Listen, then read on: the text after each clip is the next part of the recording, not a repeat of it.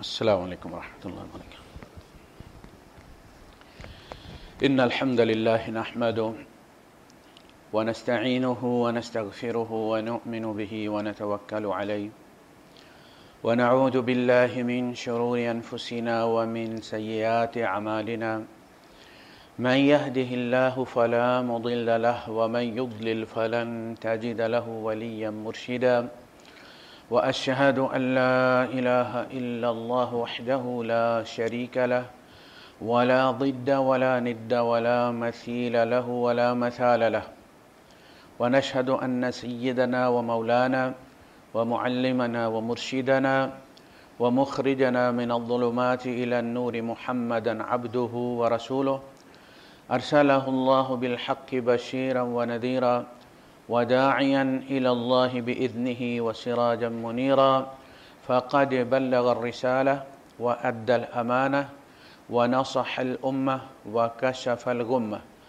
فترك أمته على المحجة البيضاء ليلها كنهارها لا يزيغ عنها إلا هالك اللهم صل وسلم وبارك عليه وعلى آله وأصحابه وأزواجه وذرياته وأهل بيته أجمعين اما بعد فاعوذ باللہ السمیع العلیم من الشیطان الرجیم بسم اللہ الرحمن الرحیم فاللہ خیر حافظا وهو ارحم الراحمین صدق اللہ العظیم رب اشرح لی صدری ویسر لی امری واحلل عقدۃ من لسانی یفقہوا قولی آمین یا رب العالمین۔ سورہ یوسف کے بارے میں ہمارے تقریباً ایک دو مسلسل جمعے ہوئے تھے، اس میں بیان کیا گیا تھا کہ اس صورت میں آخر میں جا کے اللہ پاک نے فرمایا لَقَدْ كَانَ فِي قَصَصِهِمْ عِبْرَةٌ لِأُولِي الْأَلْبَابِ کہ یہ جو واقعات بیان کیے جاتے ہیں قرآن حکیم میں، یہ کتاب کا حجم بڑھانے کے لیے نہیں یا بچوں کو سلانے کے لیے نہیں، بلکہ ان میں عبرت ہے۔ عبرت اصل میں وہ پل ہے جس کو آپ عبور کے لفظ استعمال کرتے ہیں۔ عبرت آپ ایک حال سے دوسرے حال میں منتقل ہونے کے لیے اس واقعے کو پل بناتے ہیں اور اس کے اوپر سے عقلی اور نفسیاتی طور پر عبور کرتے ہیں اپنے پھر پہلے آپ ایک جگہ کھڑے ہوتے ہیں، جب آپ وہ واقعہ سنتے ہیں تو اس کے نتیجے میں حاصل ہونے والے علم کے نتیجے میں آپ اپنا سٹیٹس، اپنی جگہ، اپنی لوکیشن تبدیل کرتے ہیں۔ پہلے اللہ پر توکل نہیں ہوتا تھا، ہر درخت کے ساتھ لپٹے ہوتے تھے۔ جب اللہ کے توکل کی آیات سنی اور واقعات سننے کہ اللہ پاک نے کس طرح مچھلی کے پیٹ میں بھی حفاظت فرمایا، تو آپ عبور کر کے متوکلین میں شامل ہو گئے۔ یہ ہے عبرت اصل میں۔ اگر یہ نہیں ہوتی تو یہ قصے کہانیاں ہم دادی اماں سے بھی سنتے رہتے، مولوی سے بھی سن لیتے ہیں، پھر فائدہ کوئی نہیں اس کا، ہمارے کردار میں تبدیلی نہیں آئے گی، ہمارے ایمان میں بڑھوتری نہیں ہوگی، کوئی اضافہ نہیں ہوگا، کوئی اس میں انرجی نہیں آئے گی۔ تو سورہ یوسف میں آپ دیکھیں حضرت یعقوب علیہ السلام نے، حالانکہ وہ جانتے تھے کہ بھائیوں کی آپس میں عداوت ہے، حسد ہے، یہ جو محبت ہوتی ہے نا، اس کا پہلا جو سائیڈ ایفیکٹ ہوتا ہے وہ حسد ہوتا ہے۔ ابلیس کو بھی سب سے پہلے اسی حسد نے ڈنگا ہے۔ ابلیس سے پہلے کوئی شیطان نہیں ہوتا تھا کہ یہ کہا جائے کہ چلو جی کچھ نہ کچھ شیطان نے اس کو بھڑکایا ہوگا، وہ خود ہی شیطان تھا۔ یہ جو حسد ہے یہ بڑی ظالم چیز بھائیوں میں۔ اب دیکھتے ہیں جب آپ چھوٹے بچے کی طرف ماں باپ شروع میں زیادہ اس کی کیئر کرتے ہیں چونکہ کمزور ہوتا ہے، تو جو پہلے والا سال 2 سال کا ہوتا ہے وہ اس سے حسد میں مبتلا ہو جاتا ہے، اور پھر وہ کوشش کرتا ہے کہ اس کو تکلیف پہنچائے جس کو تکلیف پہنچنے پر اس کے ماں باپ کو تکلیف ہوتی ہے۔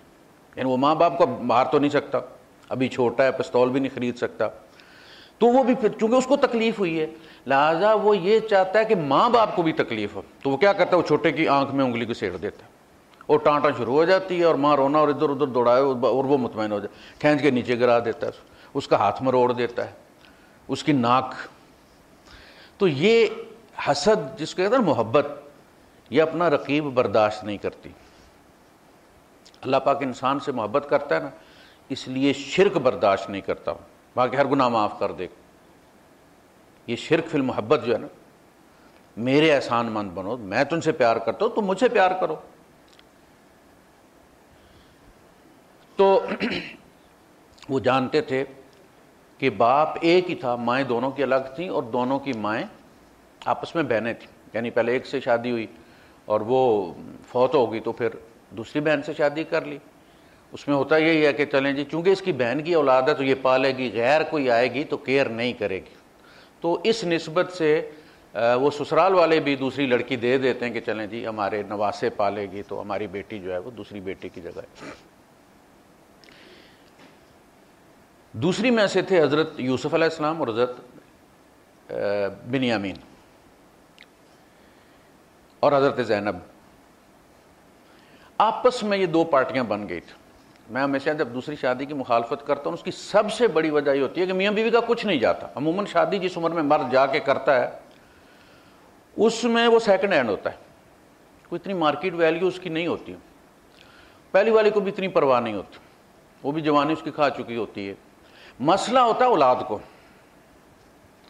وہ تباہ ہو جاتی ہے، نفسیاتی طور پر برباد ہو جاتی ہے، وہ چلتی پھرتی لاش ہوتی ہے۔ یعنی ایک اب نارمل بندہ ہوتا ہے، بظاہر سوٹڈ بوٹڈ ہوگا لیکن وہ ہوگا اب نارمل۔ بچے ماں کے ساتھ چلے جائیں گے، ماں کے پاس پلیں گے تو باپ والا کھانا خالی رہے گا، لہٰذا وہ احساس سے کم تری میں ان مردانگی ان میں نہیں ہوگی، باڈی بے شک ان کی 6 فٹ 6.5 فٹ ہو جائے۔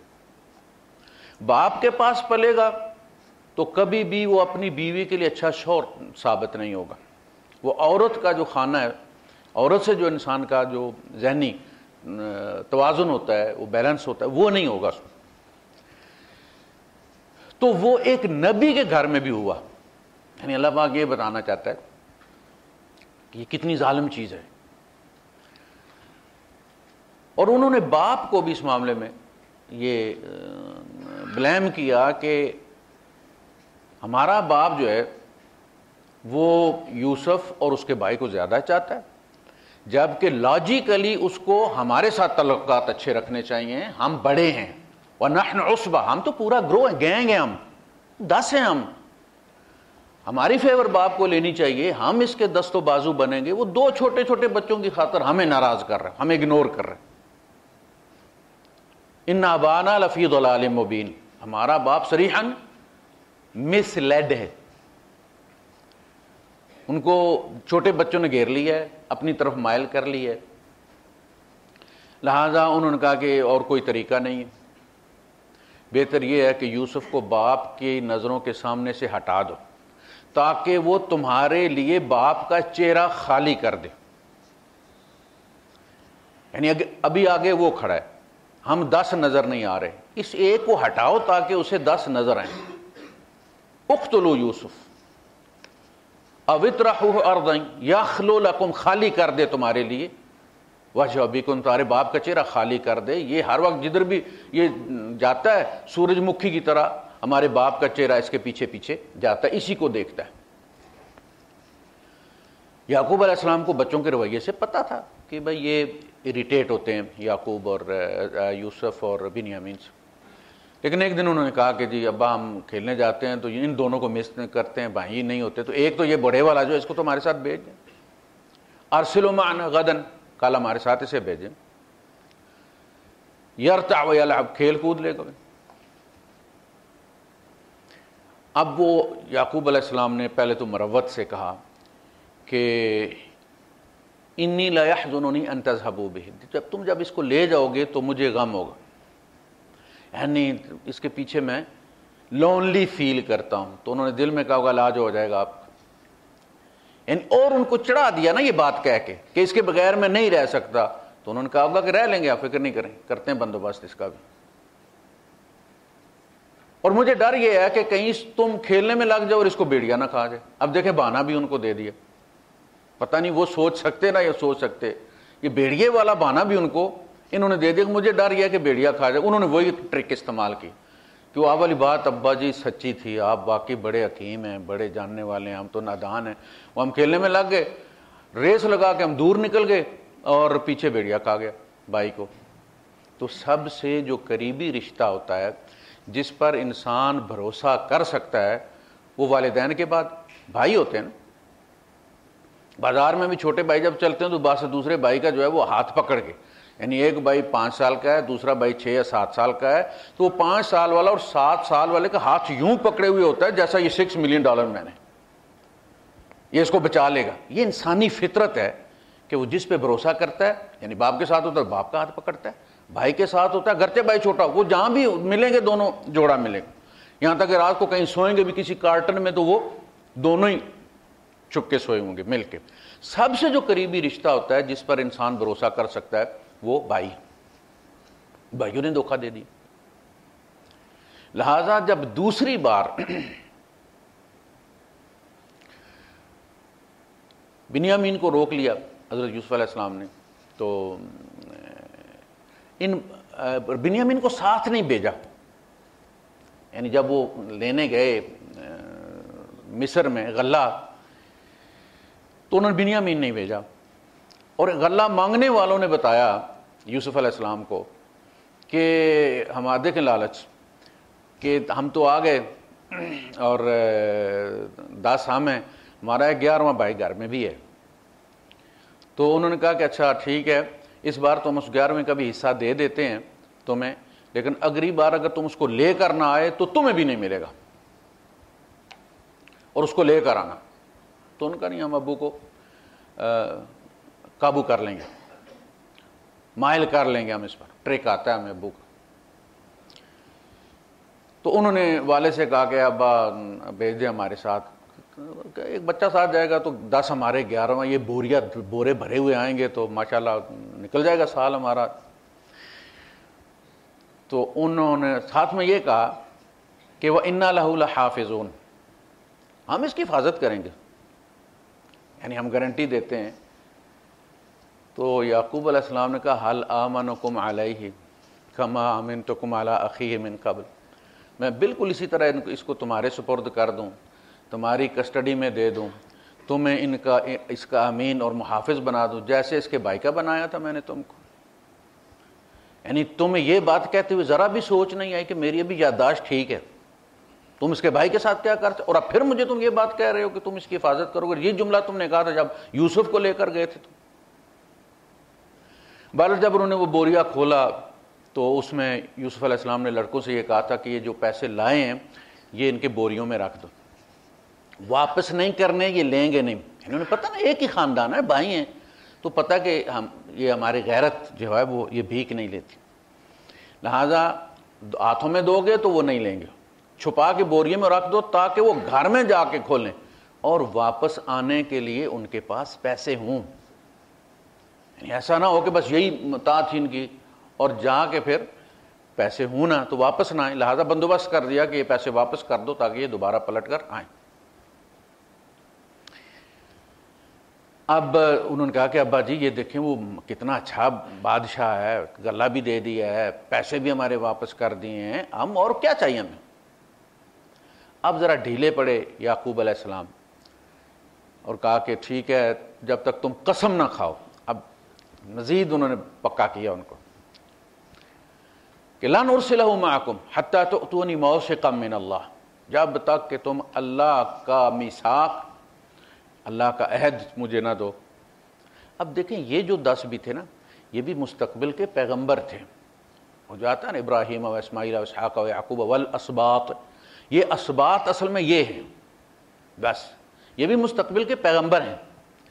لیکن محبت تو محبت ہے نا، اس نے تو جو اور انہوں نے جو وعدہ کیا تھا کہ اس کے بعد تم صالح بن جاؤ گے، یعنی یہ یوسف علیہ السلام کو ہٹا دو، وَتَكُونُوا مِن بَعْدِهِ قَوْمًا صَالِحِينَ، اس کے بعد بندے کے پتر بن کے ہم نے رہنا ہے. اور وہ رہے، یعنی اپنی اس بات پہ وہ قائم رہے، اس کے بعد انہوں نے بالکل کوئی گڑبڑ نہیں کی. ان کو قسم دینے کے بعد یعقوب علیہ السلام نے جو جملہ کہا کہ جہاں تک گارنٹی ہے تو فاللہ خیر حافظا، اللہ بہترین محافظ ہے، بہترین حفاظت کرنے والا ہے، اور وہ سب سے زیادہ رحم کرنے والا، رحم کرنے والوں میں، اس لیے کہ ماں باپ بھی رحم کرتے ہیں اولاد پر، رحیم ہوتے ہیں، لیکن اللہ ارحم الراحمین. اور پھر اللہ پاک نے آگے جگہ جگہ جہاں یعقوب علیہ السلام کی یوسف علیہ السلام کی حفاظت فرمائی ہے،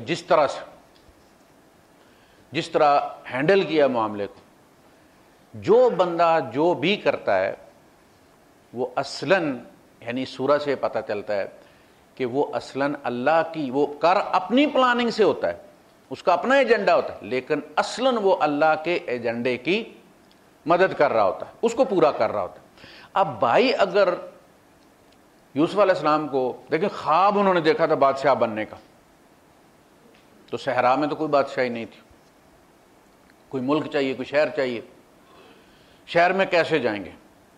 یہ اسباب کی دنیا ہے۔ ایسا نہیں ہو کہ جبرائیل امین نے اٹھایا ان کو اور جا کے وہاں بازار میں کھڑا کر دیا اور کوئی سردار آیا، اس نے دیکھا ایک بچہ رو رہا ہے، پتہ نہیں کہاں سے آیا، وہ اپنے گھر لے گیا۔ نہیں، پورا اسباب کا جال بچھایا ہے۔ بھائی گھر سے انسپائر ہوئے کہ بھئی اس کو پھینکنا ہے، کس جگہ پھینکنا ہے؟ فلاں کنویں میں پھینکنا ہے۔ مارنے کی پلاننگ کی، مار سے بچا لیا، کنویں میں پھینکا۔ ادھر قافلے کی ٹائمنگ طے ہے کہ اس نے آ کے اس کنویں کے پاس قیام کرنا ہے، رات گزارنی ہے، اور پھر اپنے اونٹوں کو پانی پلانا ہے اور مشکیزیں بھر کے وہاں سے آگے چلنا ہے۔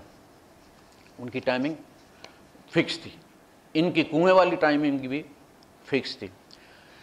وہ لے کے گئے، جس گاہک نے خریدا اس کی وہاں موجودگی بھی فکس تھی۔ اور یہ ہم زندگی میں جتنے بھی ہمارے مراحل گزرتے ہیں، یہ ساری چیزیں ہمارے ساتھ بھی ہوتی ہیں، ہم نے کبھی غور نہیں کیا۔ یہ جو کہا گیا نا اول الالباب، یعنی جو عقل مند ہیں، جسے کہتے ہیں ہم لب لباب، وہ انسانیت کا بھی، انسان کا بھی ایک لب لباب ہوتا ہے، وہ اس کی عقل ہوتی ہے، تدبر، تفکر۔ ایک واقعہ آپ کے ساتھ ہوا ہے، آپ بیٹھ کے سوچیں کیوں ہوا، اس میں میرا ہو سکتا ہے کہ بظاہر اس میں نقصان نظر آ رہا ہے، لیکن اگر اس کے پیچھے اللہ ہے تو میرا کوئی بھلا ہوگا۔ یعنی میں نے تو دنیا دیکھی نہیں، میں تو ایک 2000-3000 کی نوکری سے چمٹ کر بیٹھا ہوں، میرے لیے یہی بہت بڑی چیز ہے۔ اللہ نے میرے لیے کہیں اور بندوبست کر رکھا ہے کہ اب اس کی ذمہ داریاں زیادہ ہو گئی ہیں تو چلو اس کو تھوڑی زیادہ کر دیتے ہیں۔ آپ استعفیٰ دینے پہ تیار نہیں ہیں۔ اب کوئی بندہ ہے جو اٹھتا ہے اور جا کے چغلی کرتا ہے آپ کی اور آپ کو ٹرمینیٹ کروا دیتا ہے اور آپ رونا شروع کر دیتے ہیں، دیکھیں جی فلان نے اور ایسے نے اور بغیرت نے یہ کیا، وہ کیا، نہیں کیا، اور آپ ٹرمینیٹ ہو جاتے ہیں اور پھر آپ کو اچھا پیکج مل جاتا ہے۔ یہ اللہ ہے جس نے آپ کو ایک جگہ سے ہٹایا اور دوسری جگہ رزق کے لیے لے کر گیا، اس لیے کہ رزق اللہ کے ہاتھ میں ہے۔ یہ ہوا۔ اب وہ عورتیں پیچھے پڑ گئیں یوسف علیہ السلام کے اور ان کو جیل میں پہنچا دیا۔ یعنی جرم تو انہوں نے کیا کوئی نہیں تھا، خود ہی سرداروں نے کہا یار یہ بچہ اگر باہر رہا، یہ جوان، تو ہمارے گھروں میں یہ مصائب چلتے رہیں گے، لہذا بہتر ہے اس کو سجن میں بھیج دو، رولا مکاؤ جیل میں۔ اب دیکھیں ٹائمنگ سے ٹائمنگ کس طرح جڑتی چلی جا رہی ہے۔ جیل میں 2 قیدی آئے ہوئے ہیں، ایک ساقی ہے بادشاہ کا جس پر الزام تھا کہ اس نے بادشاہ کو زہر دینے کی کوشش کی تھی، اور اس کے ساتھ ایک دوسرا بندہ ہے، اور جو دوسرا بندہ ہے وہ اصل مجرم ہے۔ یہ جو ساقی تھا بادشاہ کا کچن کا ذمہ دار، وہ بیچارہ ایسے ہی پھنسا ہوا تھا۔ تو وہ ان دونوں نے خواب دیکھا اور وہ حضرت یوسف علیہ السلام سے خواب پوچھنے آئے، اور اس سے پہلے انہوں نے یہ کہا کہ انا نراک من المحسنین، ہم آپ کو شریف آدمی، اچھا آدمی ہم نے دیکھا ہے۔ یعنی وہ ایسے نہیں چل پڑے کہ بھئی اس بندے سے تعبیر پوچھتے ہیں، انہوں نے کہا نماز پڑھنے والا ہے، اپنے کام سے کام رکھنے والا ہے، پیار محبت سے بولنے والا ہے۔ تو انہوں نے کہا کہ ہم آپ کو اچھا بندہ سمجھ کر آپ سے تعبیر پوچھنے آئے۔ تو ایک نے کہا کہ جی میں نے یہ دیکھا ہے کہ میرے سر پر ٹوکریوں کا جو ہے وہ روٹیوں کا چھابا رکھا ہوا ہے اور اوپر سے پرندے آ کے اچک کے وہ روٹیاں لے کے جا رہے ہیں۔ دوسرے نے کہا کہ جی میں نے دیکھا کہ میں شراب یا نبیذ کشید کر رہا ہوں۔ آپ نے کہا کہ کوئی بات نہیں، اللہ پاک نے مجھے یہ علم سکھایا ہے، میں جو دوپہر کا کھانا ملتا ہے قیدیوں کو، وہ کھانا سپلائی ہونے سے پہلے میں تمہیں اس کی تعبیر بتا دوں گا، مگر اس سے پہلے میری بات سنو۔ اور پھر آپ نے اس کو توحید کا درس دیا، کہا کہ یہ علم مجھے اللہ نے سکھایا ہے۔ ہم جو آل یعقوب ہیں، یعنی انہیں پورا پتہ ہے یوسف علیہ السلام کو، اپنے پوری نسل کا، ابراہیم علیہ السلام، یعقوب اور پورا، وہاں انہوں نے کہا کہ ہمارے گھرانے پر اللہ کا خاص فضل ہے کہ اس نے ہمیں شرک سے محفوظ رکھا ہوا ہے۔ یا صاحب السجن ارباب متفرقون خیر ام اللہ الواحد القہار، اے میرے جیل کے 2 انمیٹس جو ہیں، میرے ساتھیوں، کیا یہ جو اربابوں کا ریوڑ ہے، ارباب متفرقون، ہر بیماری کا الگ رب ہے.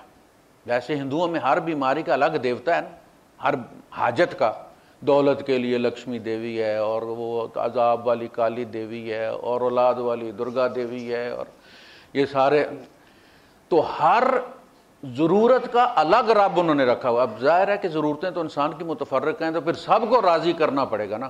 خدا تو وہ ہونا چاہیے کہ ایک راضی ہو جائے تو ساری ضرورتیں پوری ہو جائیں.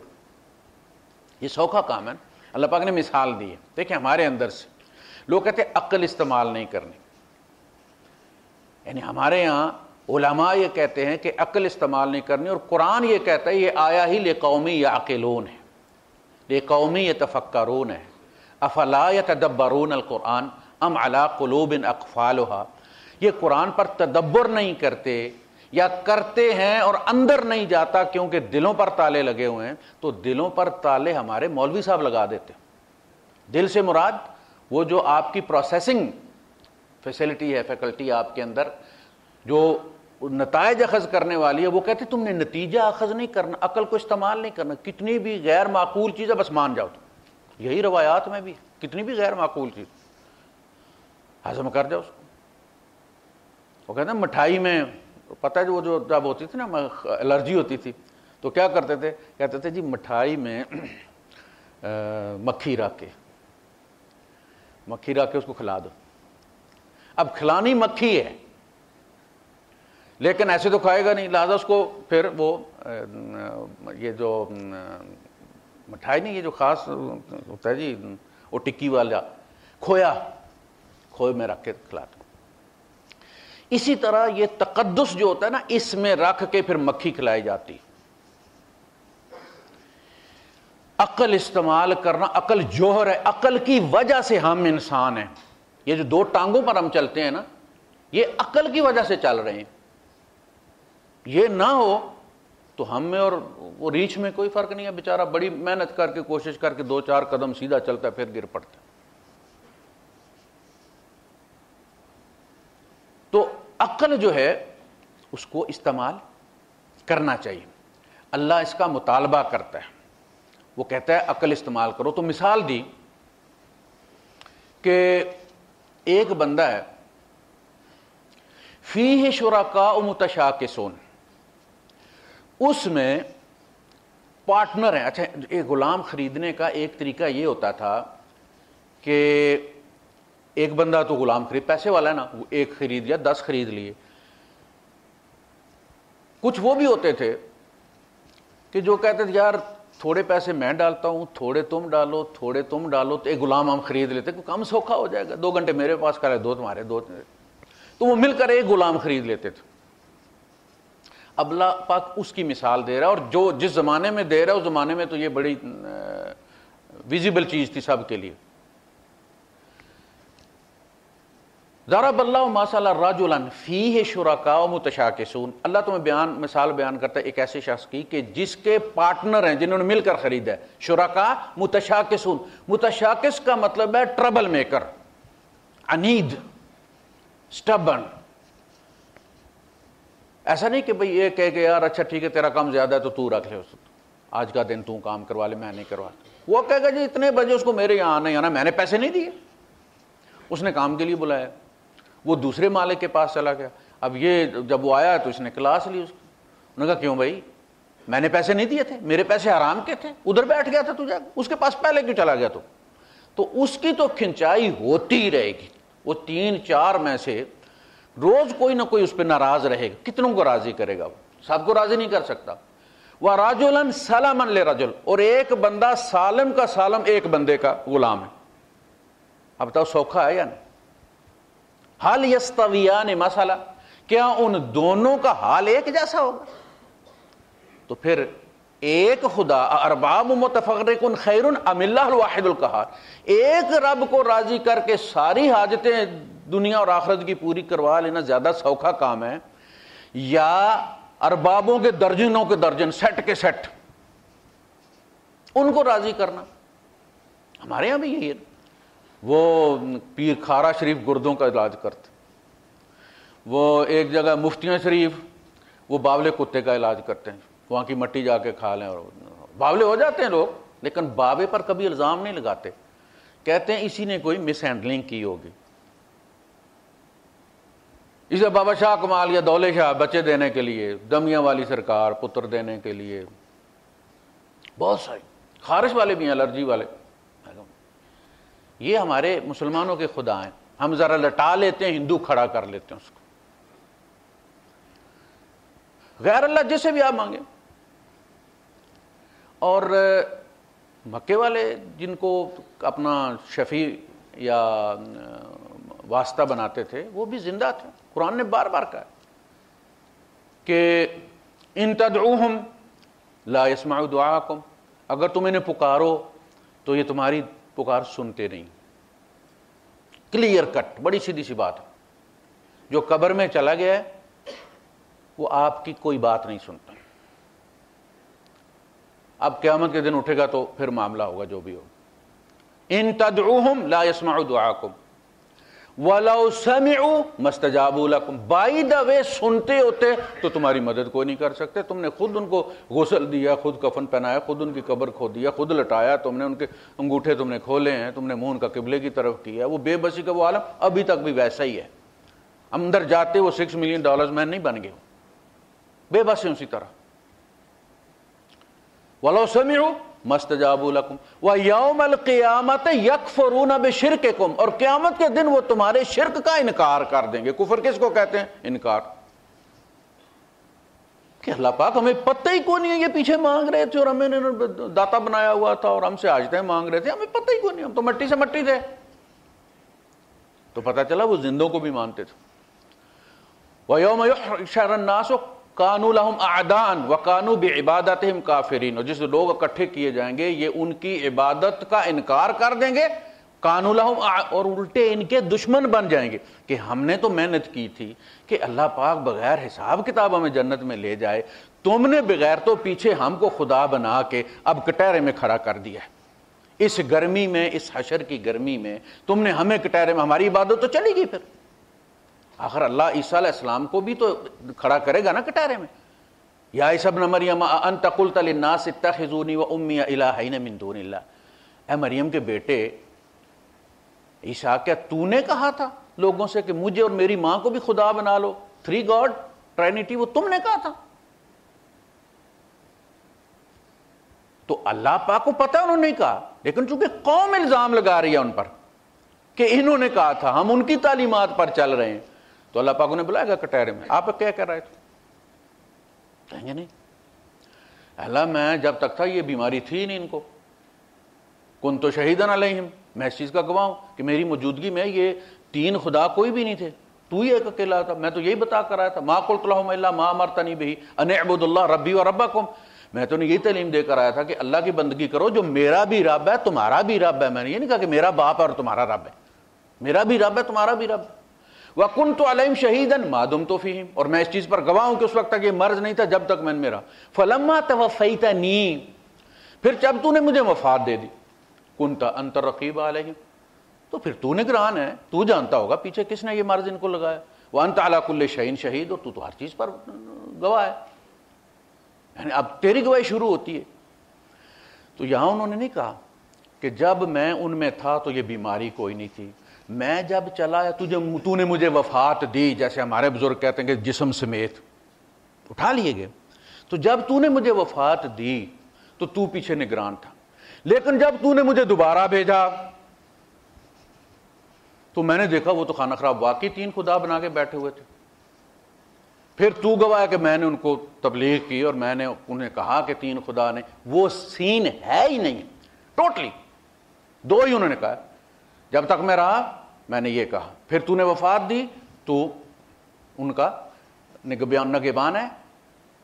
ان تعذبہم فانہم عبادک، اگر تو نے عذاب دے تو وہ تیرے بندے ہیں، آپ کا رائٹ ہے۔ تیسرا سین کوئی نہیں ہے۔ والسلام علیہ، اور سلامتی ہے میرے اوپر، یوم ولدت، جس دن میں پیدا ہوا، ویوم اموت، اور جس دن میں مروں گا، ویوم ابعث حیا، جس دن زندہ کر کے اٹھایا جاؤں گا۔ وہ تیسرا والا درمیان والا کدھر ہے؟ یہ نہیں کہا پھر جب میں لوٹوں گا پھر مجھ پر سلامتی ہو، پھر جب میں مروں گا پھر مجھ پر سلامتی ہو۔ قرآن کچھ اور کہتا ہے، کہانیاں کچھ اور کہتی ہیں۔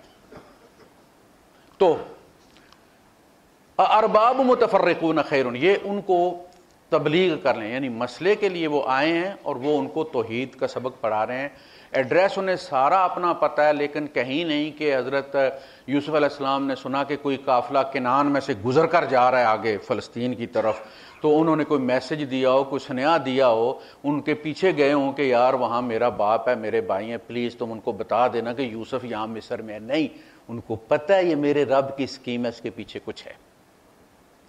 اگر بچانا ہوتا تو جس یعقوب کو مصر سے کرتا چلا ہے تو خوشبو یا اس یوسف کی آ گئی ہے، گاؤں کے باہر کنویں میں پڑا ہوا تھا پورے کا پورا یوسف، تو خوشبو نہیں نہ آئی، رب نے سوئچ آف کیا ہوا تھا۔ یہاں سے آگے خوشبو تو آ کے نکال کے لے جائے گا تو بادشاہ نہیں بنے گا۔ لہذا یوسف علیہ السلام بھی پیغمبر تھے نا، تو ان کو پتا تھا کہ اس کے پیچھے رب کی اسکیم ہے، کسی حکمت کے تحت لے کر آئے، اور خواب کی تعبیر تو سن چکے تھے کہ اللہ نے مجھے بادشاہ بنانا ہے۔ تو ان میں سے ایک کو کہا کہ بھائی صاحب آپ کا تو کم گیا ہے مک، تجھے سولی دی جائے گی اور پرندے جو ہے وہ تیرے سر میں سے کھائیں گے۔ وآخر دعوانا الحمدللہ رب العالمین۔